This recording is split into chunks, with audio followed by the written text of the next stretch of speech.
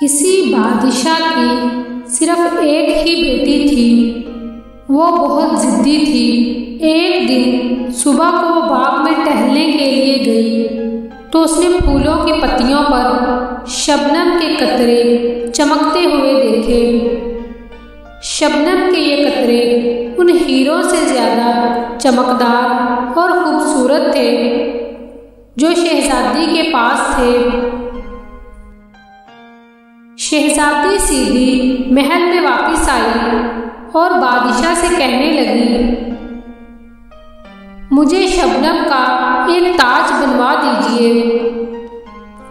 जब तक मुझे ताज नहीं मिलेगा मैं ना कुछ खाऊंगी ना पीऊंगी।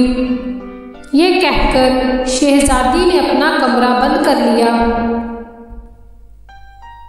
और चादर ओढ़कर पलंग पर लेट गई।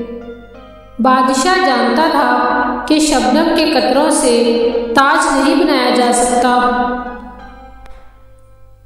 फिर भी उसने शहजादी की जिद पूरी करने के लिए शहर के तमाम सुनारों को बुलावा भेजा और उनसे कहा कि 3 दिन के अंदर अंदर शबनम के कतरों का ताज बनाकर पेश करो, वरना तुम्हें सख्त सजा दी जाएगी।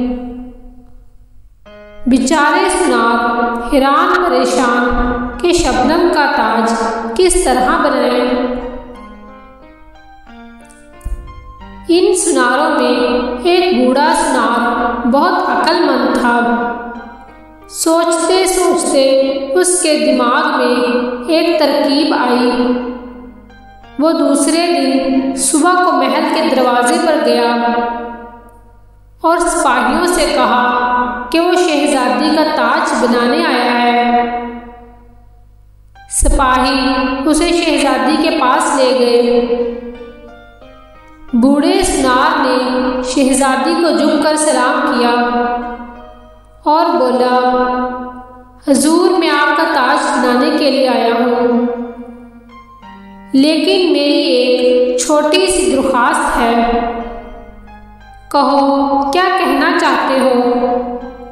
शहजादी ने कहा। सुनार बोला, आप बाग में चलकर मुझे शबनम के वो कतरे दे दीजिए जिनका आप ताज बनवाना चाहती हैं।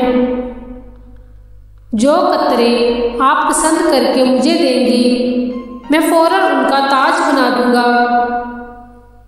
शहजादी सुनार के साथ बाग में गई। फूलों और पत्तों पर शबनम के कतरे जगमगा रहे थे, लेकिन शहजादी ने जिस कतरे को भी छुआ वो उसकी उंगलियों पर पानी की तरह बह गया।